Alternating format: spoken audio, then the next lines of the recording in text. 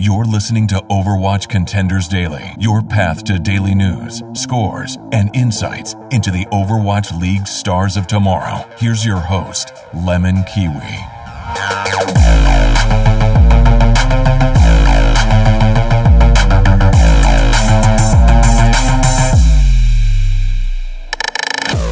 Overwatch fans, happy Wednesday. This is Overwatch Contenders Daily, and I'm your host, LemonKiwi. Today's guests are some European favorites. Contenders casters Tridd, Dez, and Jaws will be joining me to do a review of the Contenders Europe season. So this is going over the team performances, surprises and disappointments of teams that made playoffs and teams that did not, along with some predictions of the quarterfinals that are happening this Friday and Saturday. So make sure you check that out. And I also am going to ask them to predict who will be our grand final winner and maybe who's going to be the other team that meets them there. But there's no Contenders news to go over, so let's just get right into my interview with Tridd, Jaws, and Dez.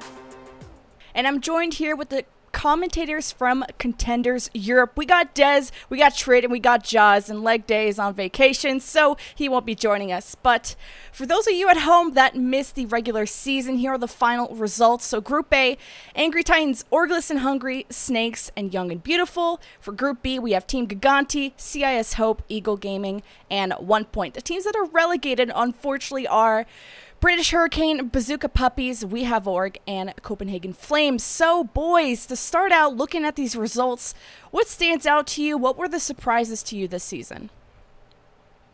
I'm going to randomly guess, and I'm going to randomly pick someone. Tridd, how about you go first? Yeah, I think I'm just going to take the easy one from everyone. It's going to be British Hurricane. You don't go as the Season 1 champion and then find yourself in trials for Season 3. Like, it appears they've had a massive decline over the course of Season 2, so I think that's the biggest surprise for me, to see them not even make it to playoffs this season. Biggest surprise, it's a bit hard. I mean, British Hurricane's the obvious one, right? I think Snakes, the miraculous turnaround from formerly known as Mosaic, was quite a pleasant surprise to see the team, the entirety of it all actually, even including adding a couple additional players in, just make top 4. In fact, they made top 3, just over Young and Beautiful, of course. And it's been really nice in a group that was perceived to be fairly tough, as you've got Angry Titans in there, you've got Orgless and Hungry, which is, well, they did very well last time around, but it was just Epps that's returning and built a roster by himself. And then obviously you had British Hurricane, who didn't end up doing very well. So biggest surprise, Snakes just plowing their way up the roster, and it's looking good coming into playoffs. I guess it leads me to talk about the boys who are shill every single week on broadcast, it feels like. Angry Titans for me. Last season, we kind of wrote those guys off as the dark horse, as it were. This season, they've been the most dominant team. They're coming in 5-0. They have done the Eagle run, as I've now taken to calling it, of the season, going 5-0.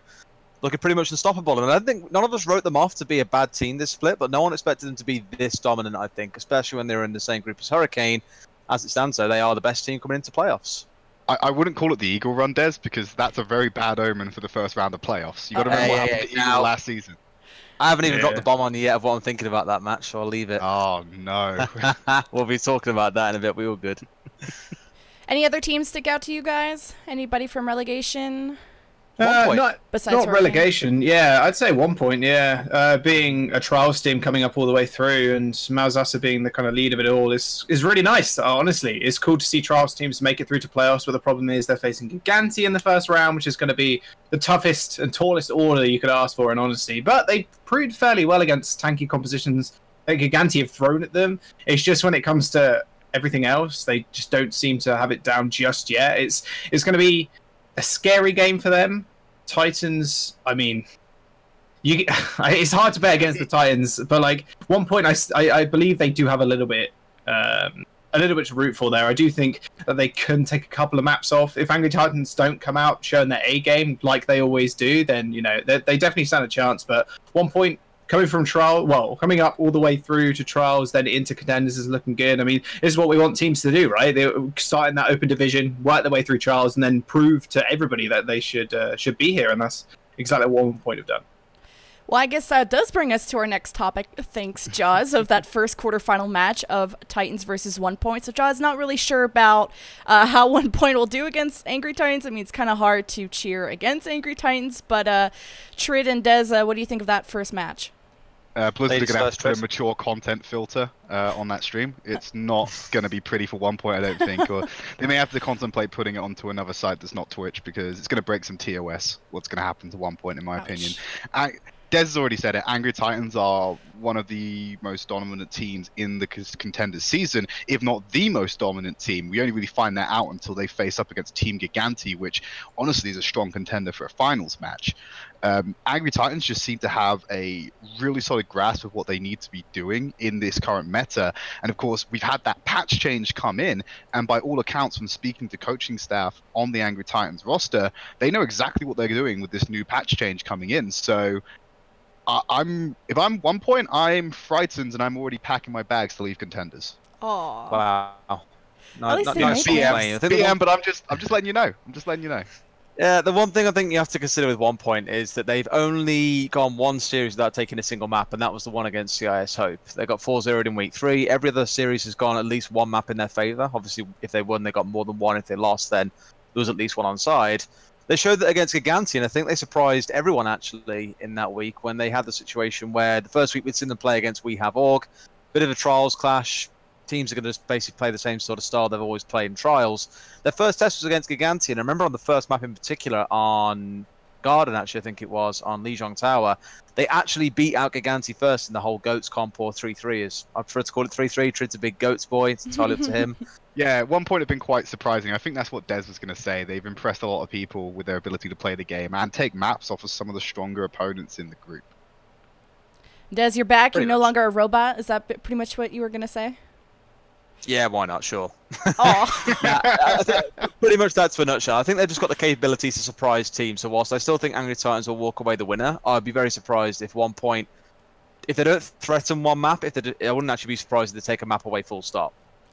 Well, the second match, let's go into our second quarterfinal match. It's going to be a juicy one. You got CIS Hope versus Snakes. So where do the strengths lie between these two teams, and who do you guys think will take this match? Let's start with you, Dez, since you failed with the robot voice last time. It's a tough one, because I think if you'd asked us this question in week 3, we would have had a very definitive answer for you. But in the last 2 weeks, CIS Hope have looked, well, in the last 2 weeks of regular season, they looked a bit shaky. They lost to Eagle Gaming. They just didn't look like the team that we saw, in the first 3 weeks, or even towards the end of last season as well, which was a shame. And it's kind of hard to see what their issues are going to be. Maybe the new patch completely shapes things up for them, and actually they've come out fighting when it comes to playoffs. But as it stands, I'm a little bit worried about these guys, because Snakes are a bit of an enigma, I like to call them. They've got 2 prolific DPS players, a roster behind them that, whilst it isn't the best, it definitely isn't the worst by any stretch of the imagination in Contenders.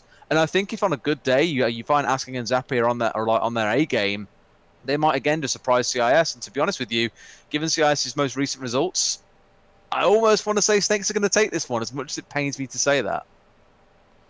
Jaws, what do you think? Yeah, I mean, the 3 big things about this patch, well, at least 2 of them being Hammond and the hit scan changes, does put a lot of balls in the court of Snakes with Asking specifically. The adaptability of CIS Hope, we saw it in Season 1 and Season 2 already. I think with the new patch coming around, they're probably going to be one of the teams to one of the teams that are going to be able to quickly adapt to it.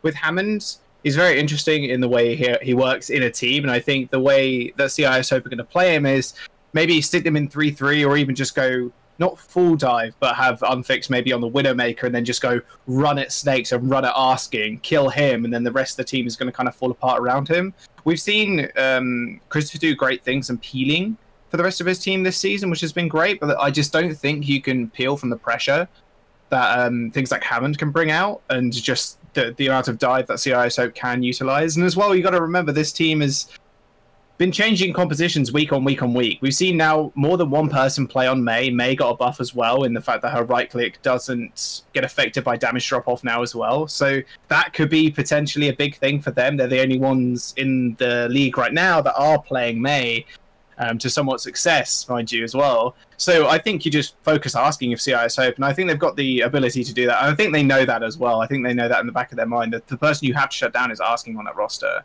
And I do think with these hit scan changes, that Asking is going to be a lot stronger, because his McCree is going to be better, and he can even flex on something like a Soldier, as well as obviously crazy anyway.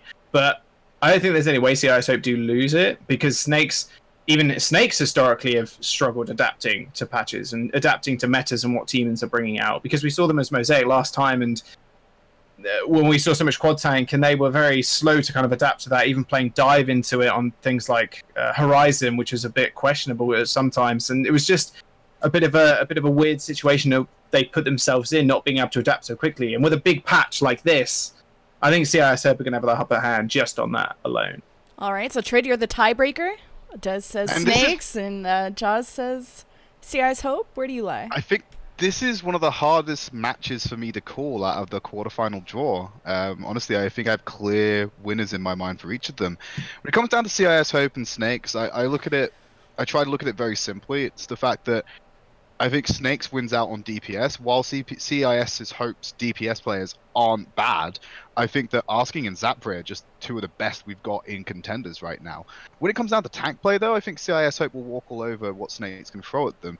And then you got to think about, it depends on how much usage we'll see from Hammond, because my interpretation of speaking to players, we'll see Hammond as put on a DPS role to complement with 2 tanks in there, so you'll be having 3 tanks running in still effectively, where Hammond is going to be dishing out damage and going in head first.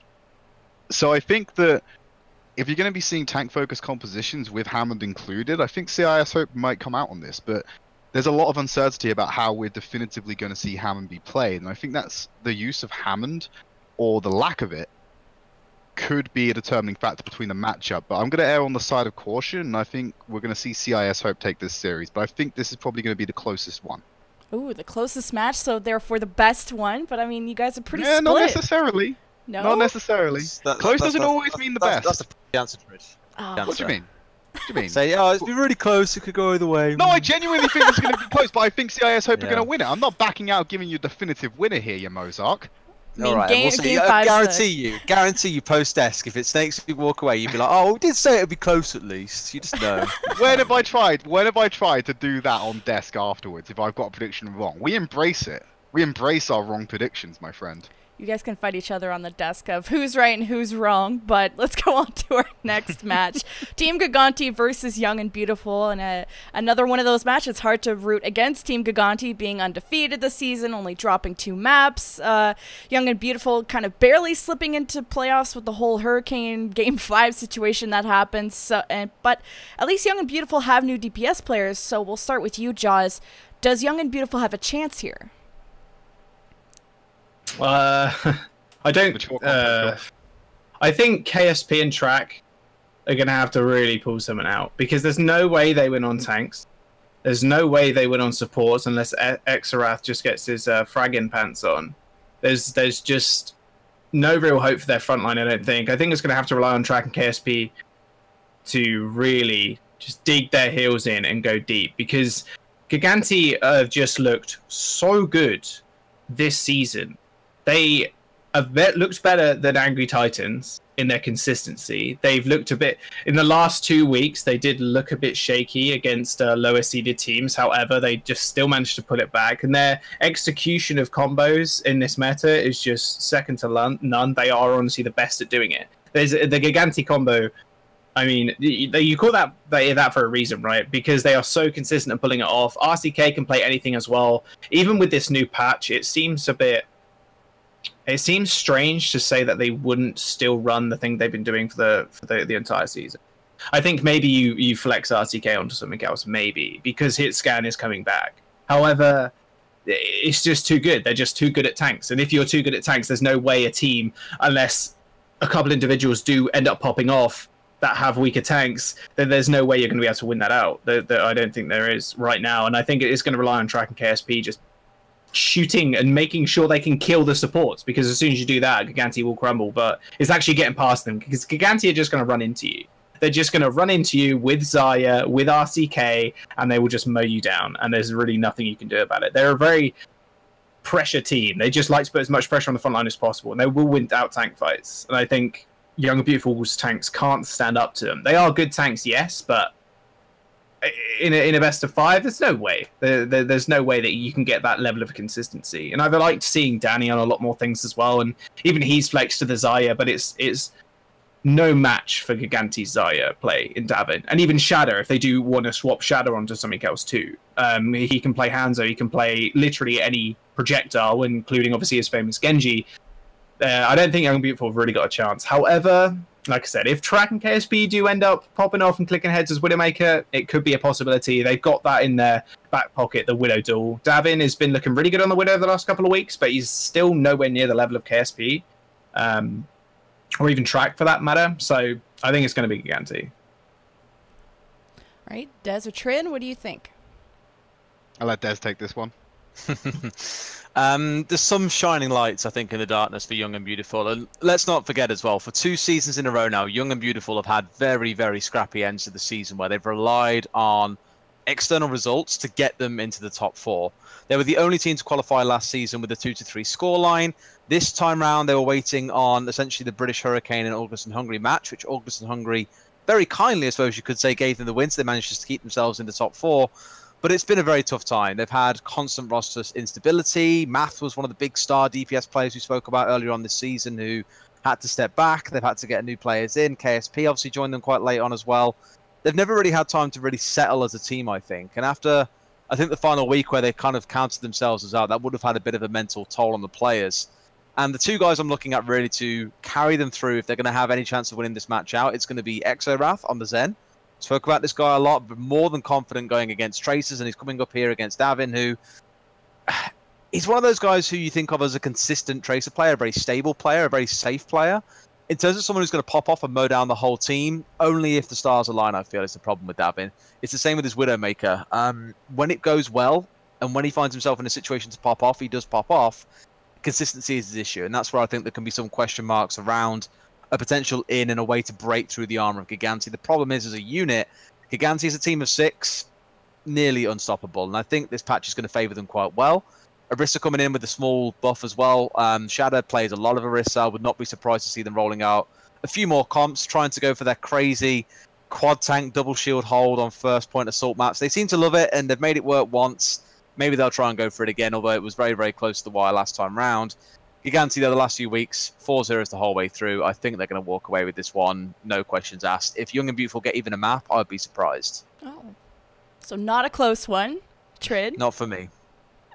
Providing that Gigantti don't do the Finnish trash can strat, which is the one Dez alluded to earlier, this should be a 3-0 wipe for Gigantti. I think this will probably be even more dominant than the Angry Titans One.Point series in favor of Gigantti, because I genuinely feel at current standing, Gigantti is a much stronger team than Angry Titans, the way things are at the moment, for the plethora of reasons that Jaws and Dez listed.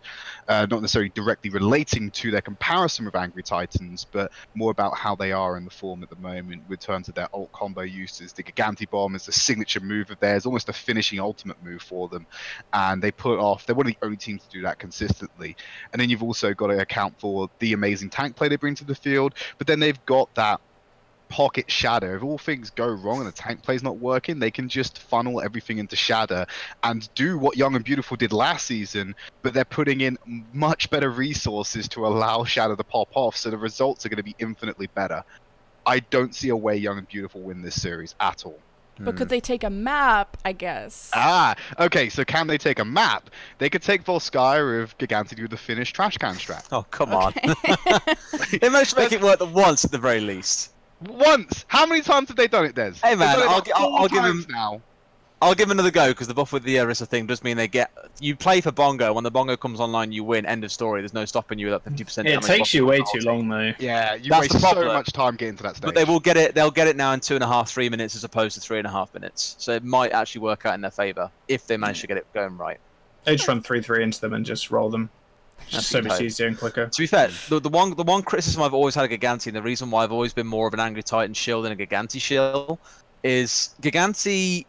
They lack the sharp edge that I think I see in a couple of other teams. CIS Hope being one of those teams as well, where yes, they pull off some great plays. Again, the Gigantti bomb is their big combo play. They just lack the real kind of, not so much decisiveness, but the urgency to end a fight and end a map in a way. They're almost like a slow moving turtle that no one can break apart. They're just a constant unit, constantly together. There is no way of separating them and really running them over. That's why no team has managed to do it so far. I just think if you do find a way through the armor, like I mentioned, maybe via dabbing, or you find a way to make the backline collapse, again, not an easy task, Jules mentioned it, that's potentially a way Young and Beautiful bring this one apart. But that's going to require so much coordination, far more coordination than what I think they can muster, which is why for Gigantti, it's probably going to be their victory.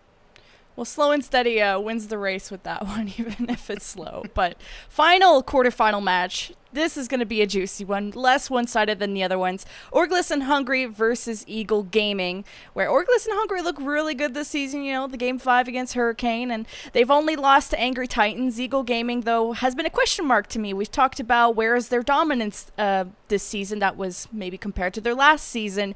So what are you boys' expectations for this match? I'll start with you, Tridd. I honestly don't think Eagle Gaming were that dominant in comparison to the rest of the season, like rest of the teams last season. Definitely dominant in Group B, but there was that question and that looming potential that Group A was just stronger than Group B last season. I genuinely believe that. You just have to look at what the finals were. Gigantti, British Hurricane, both Group A teams, you know, and it was 3 out of 4 were Group A teams that went to the playoffs. So I think that accounts for why Eagle were able to get that 5-0 streak. I think it was a lot harder to get a 5-0 in either of these groups this season. So Eagle, I don't know if they were that dominant last season, because in terms of this season, we've been really confused on the desk sometimes, where the roster they're fielding doesn't always make sense for what we expect to see. And it's really only in the last week we've seen very visceral pop-off potential from players. And when I say that, I mean directly relating to someone like Nico, who finally got his hands on a Genji and gave everyone a masterclass of that, I believe, in the final weeks. But to me, Eagle, I don't know what's going on with them. They've locked down their roster to their 9 players. They have to do that now because we're in playoffs, so there's no more changing of who they're going to get. But I just don't see them being the dominant team here, and I'm actually think that Orgless and Hungry are a much stronger team coming into this. And to me, I don't think it's really a debatable about who wins this. I think this is a clear win for Orgless and Hungry. Anyone else? It's a hard disagree from me, Noel, gotta say. Oh. Because no change. Orgless and Hungry are the Eagle Gaming of Season 1. They have not outright won a single series. They've always won a series 3-1 or 3-2. Now, to me, that just screams straight away that even against a team like Bazooka Puppies, you can't take a series 4-0. That's worrying, at the very least. Eagle Gaming this season have looked inconsistent. They've kind of found form in the last 2 weeks. They're kind of doing the reverse CIS Hope. Something's going on weird here where they're leeching power from them or something crazy. But to be honest with you, Orgless and Hungry haven't yet shown me that dominating flair. They are 12-0-10 in map wins to losses. They're 4-1. CIS Hope are 13 wins, 7 losses, and they're 3-2. So Orgless and Hungry kind of being where they are, it's been through a lot of long slugfest series, which I think is going to work in their favor, especially when it comes to these high-pressure games. They've shown that they can perform under pressure. That winning edge they need over Eagle. Big question mark for me about Eagle is we've seen their dive, I think, once so far this season. It was in the final week, and it was absolutely terrifying. Nico was showing us why he was a big Genji player last season. He's looking even better this time round. Maybe it's the teams just don't expect him to play it, which is why it's working out so well. But I think as much as I want to back Orgless and Hungry, saying there's a reason they're 4-1, there's a reason why they're second in arguably the harder group, that map record kind of lets them down a bit, I think. And there's always been question marks for me around where the real strengths lie in this team. We mentioned Kevstron, say he's a great Tracer, he's a great Widow. Latex, a great tank. Lots of people in the EU are raving about this guy at the moment. I just think for Eagle Gaming, now they've finally started to find some form, they might actually be able to take this one. This is probably the closest series for me out of all the ones that are going on over the space of the weekend. But if push came to shove, probably give it to Eagle. It sounds really weird to say that after their disappointing performance in playoffs last time round, but genuinely, I think they might actually have this one in the bag. Oh, you were like cheering for Orgless and Hungry, and then you swapped and said Eagle Gaming. I'm very confused, but it's a tough one to call. They're a tough one. They're a real tough one. I want them to do well for the sake of the name, because they had a fantastic roster last season. I'm just not so convinced with the map records that they pulled out so far they can do it. Yeah, against British Hurricane, a revitalized Hurricane, great, that's cool. Now they've got to show consistency, which is what Eagle have started to show. Maybe a bit quicker than what Orgless have. I think Coach Feifei also needs to learn the Heimlich move as well, because I think that Eagle Gaming are probably just going to choke. No. They did it last season. I hope not. I'm hoping not. If this turns out to be the curse and Orgless and Hungry are the Season 2 Eagle Gaming, I'm done. And to have that undone until you buy Eagle Gaming would just be the greatest storyline in the world. I'd love it. No, Eagle Gaming are the ones going to be choking. Coach Feifei, mate. We'll see. We'll see. Bets on the table. But Jaws, now what's your prediction on this one?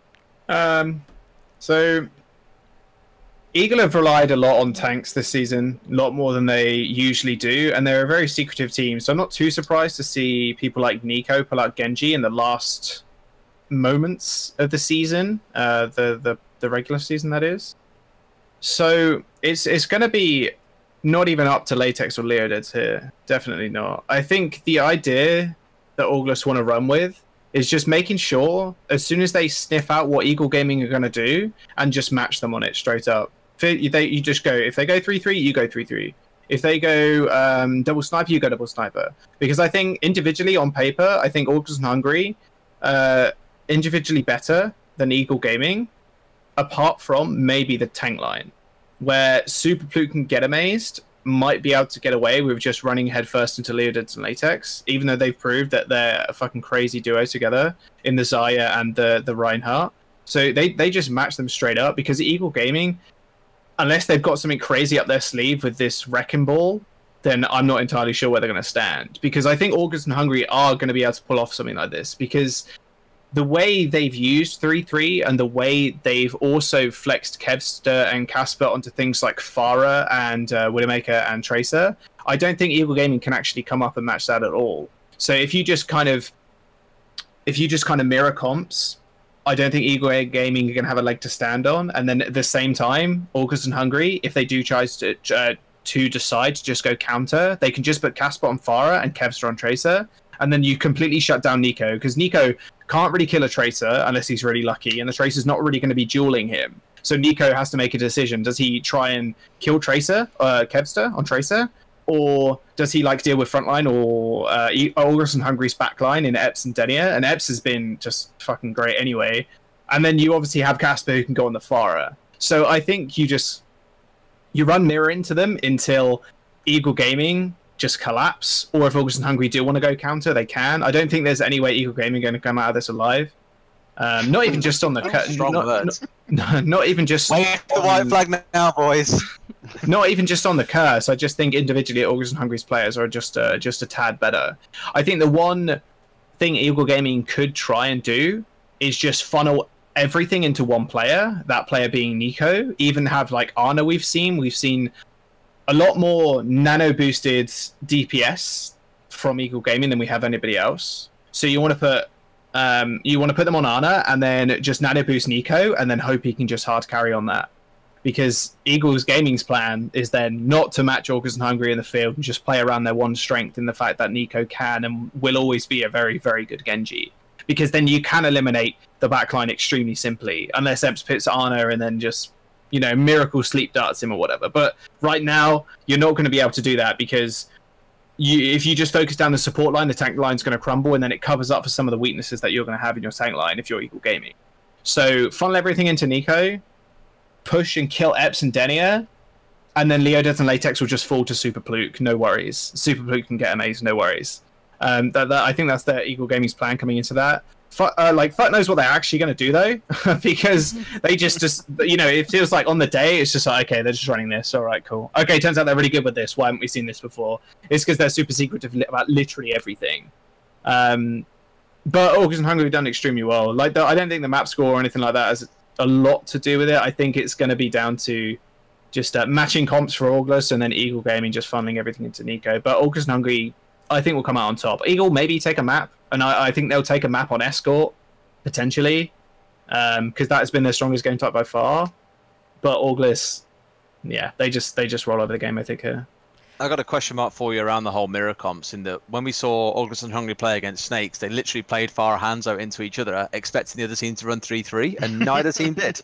Neither of those two, I don't know why, it's those two teams alone just do not want to run 3-3. I don't know if it's because of the DPS is so anti-playing tanks, or if it's just a thing that they've kind of picked up over the season.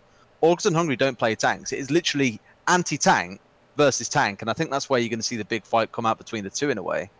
So, okay, so I reckon I've got the reason behind this is because Orgs and Hungry being an entirely new roster coming into the season, you're going to want to put your... This is something we talked about before, is you're going to want to put your DPS and your tanks and everybody else just on the best thing possible for them. So you then run things like Hanzo Farah. And if you're not comfortable with 3-3 and you're going against 3-3, you're going to get clapped. But doing that against Eagle Gaming, like I said, is probably going to be a benefit for them. However, I think that's probably one of the main reasons they have run those kind of comps and even put Kevstron Tracer, which he did really well with, because he's very comfortable on that. It's better to rely on comfort than rely on a comp that you know can work but requires a lot of coordination if you're a new team. That's my main concern, is that 3-3 doesn't require shit tons of coordination, whereas playing into 3-3 and being able to effectively kind of pincer it and find the angles onto it, that's what requires timing and coordination. That's where I feel Eagle Gaming might have their number. So I do like that Jules' answer sent you to the Shadow Realm then, Des. Like, yeah, like... You managed to come back to it. That's 3-3 requires a lot of coordination if you're running into 3-3 though. Because if you lose Rhine Duel, if you lose Rhine Shield, you're dead. And you can't come back from that. Because then the snowball of the ultimate starts, and then you literally can't win the game. Mm-hmm. Because you'll have one ult after another, after another, after another, and it's like, oh shit, do we switch now? If we switch, we lose. If we don't switch, we have to then eco push for like 1.5 pushes to try and get Grav, or try and get Shatter, and hopefully land Shatter. If you run 3-3 into 3-3, that is all about how the team works well together. I don't think... It's not as brain dead as people think it is, like, honestly. Especially running into Eagle Gaming, who, again, have good tanks, and that's what they've been relying on throughout the entire season. The reason why I said 3-3 for August and Hungry matching up against Eco is because I think August and Hungry's 3-3 would be vastly superior, just going on their individual skill and the time that they've had together, because they haven't had team changes. They've spent an entire like 5 weeks together, and they've obviously had this week included as well, right, to practice and get used to the new patch. So I still think August and Hungry are going to take it, but yeah, 3-3 definitely requires a lot of coordination, because like I said, the snowball of ults is just real. Like, that comp is just built on snowballing ults. But then August and Hungry have something to fall back on, so it'll be interesting to see what they actually end up doing. I think this will be the biggest question mark in terms of games. We've all got a different series. We call that to be the big one, yeah. Yeah. Well, I didn't say the big one. I didn't say the big one. I said the question mark game, because I think the other series are and can be roles if the higher seeded team, if the higher hype team is just on their A game. I would think they stick Leaf on Doomfist. Oh, not on Doomfist, sorry, on Roadhog. Yes, Doomfist. Doomfist buff's coming in, boys. People will get rolled. If Leaf runs Doomfist, he will just get rolled 100%, because Casper will just play with Farah, and then you'll have a Hanzo who can almost one-shot the Doomfist. We are going to see Doomfist in at least 2 of these series this week, I think, especially if you see Hammond. Teams are going to want to roll it. Oh, well, that's to do with Ask for More. We haven't really spoken about that. He's known as a Doomfist coach or Doomfist specialist, isn't he? And he's gone into One.Point.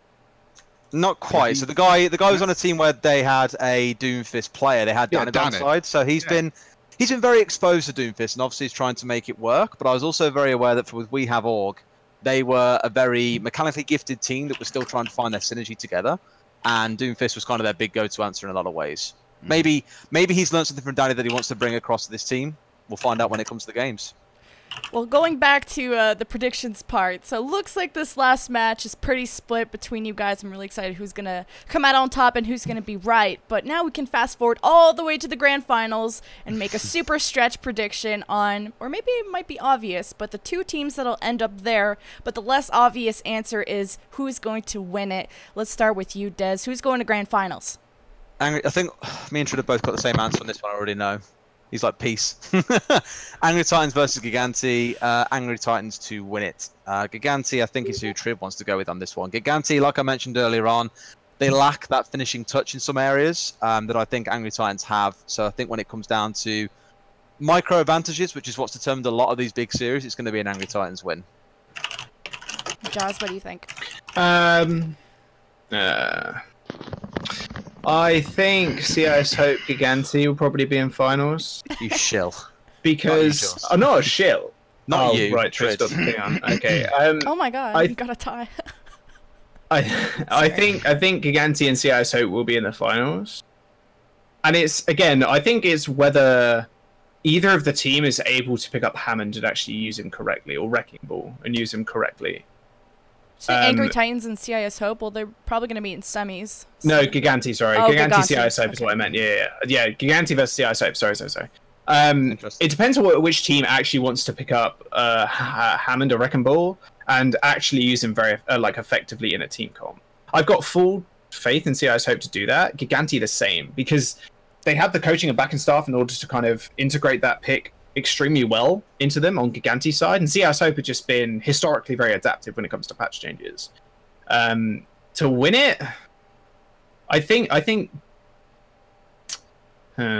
it'll be close, and I think honestly, you'll be able to tell in the first week. The first day of games. As soon as we see Gigantti play and CIS Hope play, I think we'll be able to tell who the winners will be out of those teams if they do make final. I think Gigantti overall though would probably take it, but it's going to be like a best of 5 game. Like it's going to go the whole way, like absolutely. And Tridd, I gotta ask you, what's with the tie? It is the Gigantti tie. No, it's the shield tie. I think it's the shield tie. Yeah, she can go with that. It makes you feel more comfortable, Des. He's just angry he didn't get one. I'm gonna say that I expect Gigantti to be in the final. I also expect Angry Titans to be in that final as well. And I agree with Jaws to some degree as well. We'll actually have a better idea once we see those first initial round games of how this will shape up, because there are still surprises to be had in this bracket. But what I know right now and what I'm feeling right now is we're going to Angry Titans versus Gigantti final. Both teams have looked so dominant in their respective groups. They can carry that form over into the playoffs. They'll meet in the final, and we'll get a grand final that rivals what we had in Season 1, where we go to distance to 7 maps, but ultimately I think we'll see Gigantti come out on top. They've just looked near perfect this season, I think. Well, I think you guys all have your different predictions. It's actually surprising how split you guys are on some of these matches, including grand finals. And I mean, possibly CIS Hope could be like the quote upset, or maybe the surprise grand finals. I think a lot of people, I mean, the obvious choice is Angry Titans versus Team Gigantti, just based on the score line. But also just a quick thought maybe about the patch. I know you guys are talking about surprises of the first matches, but this Hammond patch, is this going to have an impact, or is Hammond not really figured out by teams yet? Des, you look ready. I'm ready. Some teams like him. Some have completely discarded him already and said he's not going to be a thing. Like, he's just useless, which is telling. The teams that think they've got it figured out have got some very interesting strategies from what they've shared so far. And I think you might find the guys that have mastered it actually just catch the other teams off guard. Where Tridd mentioned earlier on about Asmore potentially joining One.Point as a kind of coach who's done a lot of Doomfist play over the season. That's where I think we might see something getting rolled out. And a few coaches have said, I actually think what you'll see is a 4-2 style comp where you get Wrecking Ball being rolled out with Doomfist as a pairing, and then the rest of the team goes around as tanks, as like Lucio, Moira, Ryan, Zarya. That may well just turn out to be the strategy. And I think you'll find on the first day that actually in the first couple of maps, and we've always spoke about the King of the Hill curse in Contenders, it's not going to be the King of the Hill curse. It's going to be the comps curse almost in the first couple of games. Teams will surprise each other a lot. Let's not forget Symmetra is in there as well. The Sombra rework isn't really impactful enough that it's going to make a huge splash, I don't think, but it's still there as an option. I think it's going to shake things up, and that always makes things very exciting. I said on Twitter earlier on, it's just like it being a whole new season because so much has changed. Tridd and Jaws, anything to add? Nobody thinks Sombra is going to be important? Okay, you go first, Jaws. You go. Oh, okay. That's fine. I don't think Sombra would be as impactful as the other changes we're going to see, especially the inclusion of Hammond and, of course, the hit scan changes. But I agree with Des that I think that it's going to change a lot of things, but I don't think we're going to see a lot of that in week 1 of these playoffs. You've got to remember, these guys have only had a week to practice on this patch. Any extreme changes, they may come through, but it'll definitely be one and done. It's not going to be as refined as we see from other compositions. I agree that I spoke to a lot of players trying to figure out how Hammond's going to fit in, and while a lot of them were saying 3-3, they were also speaking about the possibility of running this weird dive combination with Hammond and Doomfist. So we might see that, but I definitely don't think we'll see it in the quarterfinals, because unless the patch changes between the semi-finals and, of course, the grand finals, which are going to be played in September at the Overwatch World Cup stage, we're going to have a lot of time to practice on this patch behind the scenes and figure out what's going to work. I think the biggest change in gameplay we're going to see is from semi-finals to grand finals, assuming the patch doesn't change. Jaws, what do you think? So I think Sombra is actually giga broken. Like honestly, if you just look at Sombra and how she functions, right? She functions in a way previously where she had very specific windows in order for her to actually go in, because her stealth didn't actually last long at all. When you think about like how paced out the game is, right? It did allow you to obviously get to the back line pretty easily, but then you had to wait for the cooldown to reset and then go back in again.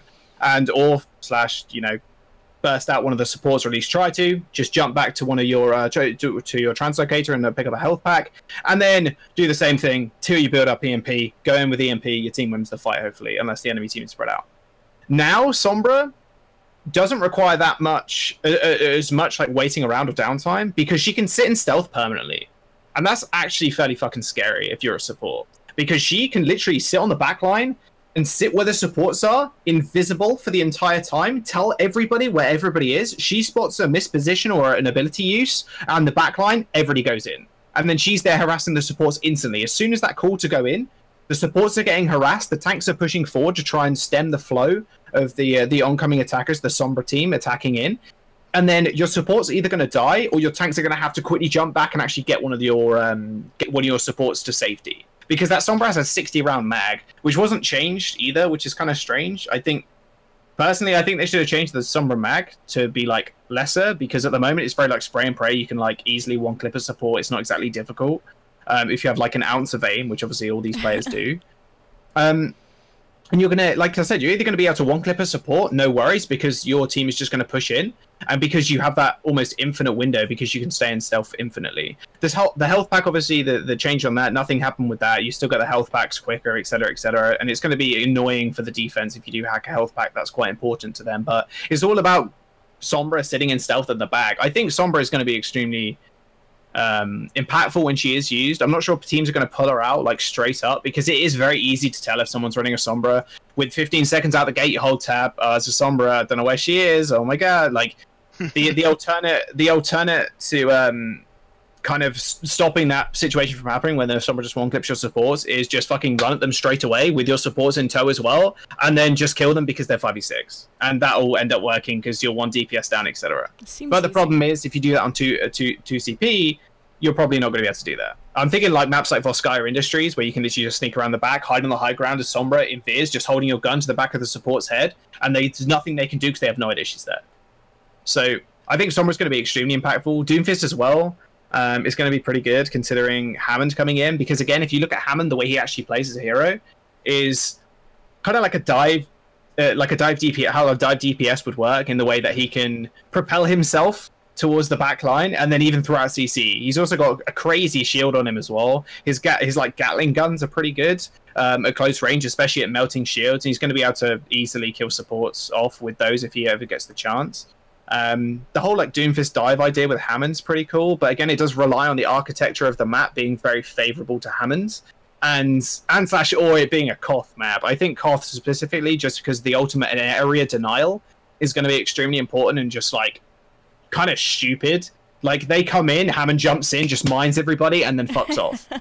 And then it's like, okay, what do? We just walked into loads of mines. Our support got one shot by one of the mines, and they're running towards us. And we have to now run through mines to escape and take damage. We instantly lose the fight, just off one ultimate. So again, it does rely on the architecture of the map, and Hammond being able to set up in that way, which you can do on Koth because you're waiting for them to come to you. So it's easier for Hammond to do that in that way. Plus, the CC is obviously insane. Stop adding CC to the game, please. It's making it horrible.